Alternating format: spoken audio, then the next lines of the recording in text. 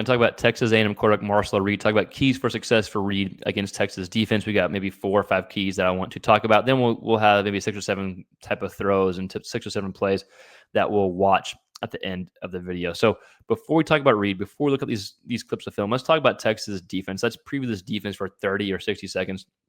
Then we'll talk about Reed. So Texas defense is one of the best defenses in the nation, and statistically, they may be the best defense in the nation. They're number one in the SEC in points given up per game, only 12.3, and that's even with 30 points against Georgia, and they still had 3 interceptions against Georgia. Like their defense still played lights out against Georgia. Even this week, one of the touchdowns that they gave up was a defensive touchdown from Kentucky. So they essentially only gave up 7 points against Kentucky. The defense did. The number one in the passing defense in yards per game, only giving up 43.5 yards per game. They're 4th in the SEC in sacks with 33, and they lead the SEC in interceptions with 17. They've had multiple games with double-digit interceptions, right? So one of the best defenses in the nation, if not the best defense in the nation statistically. So if you're Marcel Reed, what are the keys when you're facing the best statistical defense and the SEC and one of the top defenses in the whole country? Well, I think key number one is I think to win the game, you will have to have the best game of the season so far, the best game of your career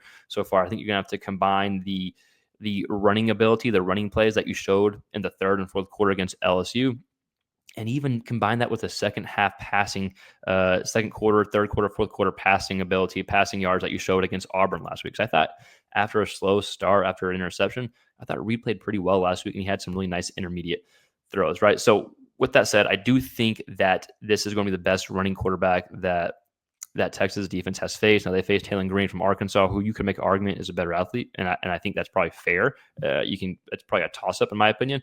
But Green was banged up. I think Green was a little bit injured when they played Texas, right? So I think this is the best running threat. And so you want to rely on that. So what are the main keys? Key number one is cliche, and I don't like using cliches talking about these breakdowns, but no turnovers. You can't give Texas's offense, you can't get them back on the field more times than they're given. So no turnovers. And Marcel Reed started off really good taking care of the football. The past 3 games, he's thrown an interception in each game. So key number one, no turnovers. Key number two, rely on your strengths. That's your running ability right now. Your running ability can set up the passing throws. Your running ability can set all that up. But key number two, which may be the most important one besides the turnovers, rely on your strengths. And maybe Texas is fast enough to shut down the running game. Like they're going to be practicing it all week. It's going to be a main key for their defense, but you don't know if they can shut it down until you try it. So I think that's one of the main keys. Rely on your strengths, and from the running game, from you running the ball, you from design rollouts to scrambles, I think that can lead to some passing game. That goes to key number 3. I want to see some more play action. Now he's only thrown on play action 25% of his dropbacks. Maybe I'm wrong in thinking this way, but I do want to see some more play actions. I do think that can help settle down and help create some intermediate to deep type of throws, especially if you can get the run game going a little bit using your legs. I think some play action could help push the ball downfield. He has 6 touchdowns and 1 interception off of play action so far. Again, only 25% of his dropbacks. And maybe I'm wrong in thinking this. I don't get paid to call plays. A&M guys, A&M play callers, coaches. Klein knows a lot more than I can dream of knowing.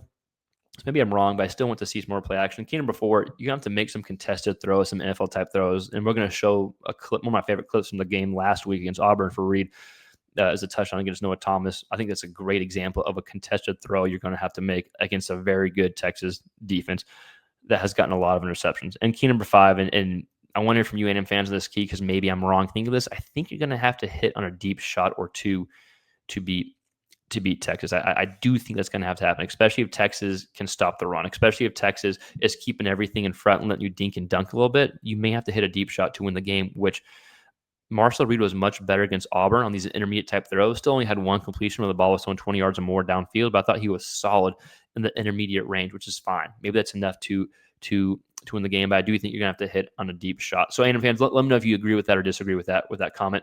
But with that said, we'll go ahead and look at the film. We got 6 or 7 clips that we're going to watch showcasing the type of throws that Reed's going to have to make. And if you're a Texas fan, watch this video.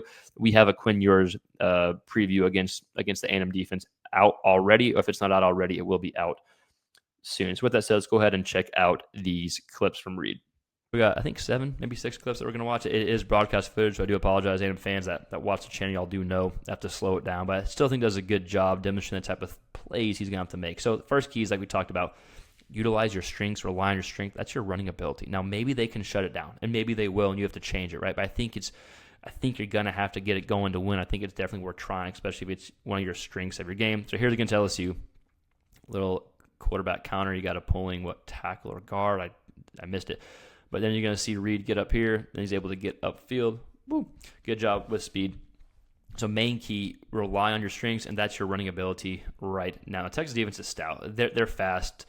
Like they have a lot of guys who are going to play on Sunday, so they may be able to shut this down. And maybe you don't have the big explosive runs like you had against LSU, but if you can pop 5, pop 6, just pop a few here and there, I still think that's a valuable tool to have for Texas A&M. And I also think it's valuable because of what it can lead to in the pass game. We're going to watch a clip after this. This was Reed's first touchdown against LSU. What an electric game. I mean, if you're an LSU fan, this is where your season really went downhill. And this is, if you're an A&M fan, where you got super excited, and then South Carolina and Auburn obviously were not fun for A&M fans. But with that said, get the run game going that can lead to some play action passes. Now, I show this clip a lot. I haven't seen this play since this play against Arkansas, but it's a fake kind of quarterback run. I count this as play action. It gets the defense out of position, and then Reed, then Reed can throw on the run. It opens space, right? So play action, whether it's with the running back fake or with Reed potentially run the ball, I think this is why I want to keep running with Reed, because it can open up plays like this where it gets the defense out of position, create some space. I think it can create easy throws. Again, he's 6 touchdowns to 1 interception off of play action, only 25% of his dropbacks. I talked about, again, the video. Maybe I'm wrong. Maybe it's just not part of the offense, but I do think it can potentially help open up some throws. All right, next key that we talked about. So we had the run game, play action, and now making contested throws. This is a touchdown to Noah Thomas, who's a freaking stud. Like, I've been watching a lot of A&M this season.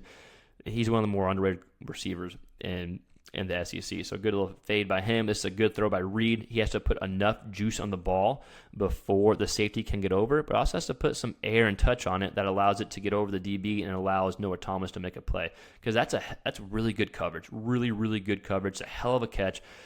But Reed has to make a contested throw, and he does. So I think throws like this against a really good Texas secondary that has 17 interceptions, I think you're going to have to make a few times in order to move the ball downfield and win the game. Next clip we'll watch. This is a touchdown to Noah Thomas again. Just like every clip I have is Noah Thomas.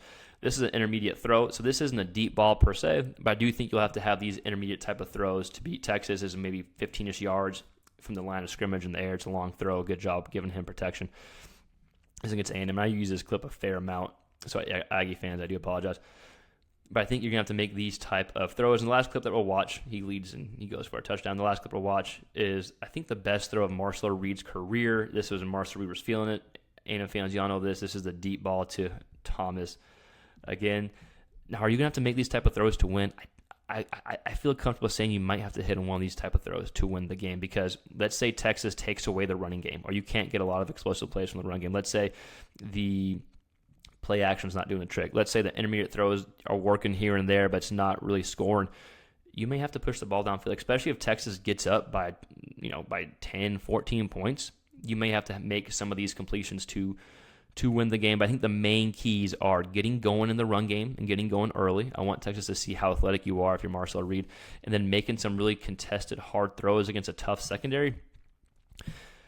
And then then hitting on a deep ball or two, I think may be key in winning the game. But A&M fans, I do want to hear from you. What do you think the keys are for Marcel Reed? Of course, we talked about no turnovers.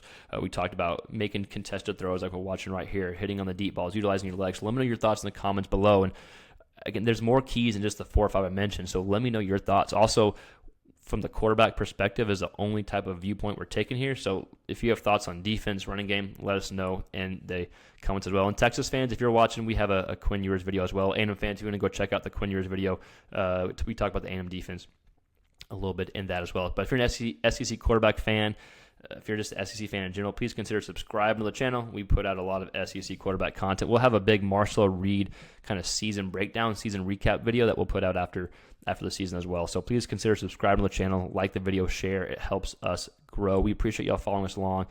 We'll see you next time. Peace.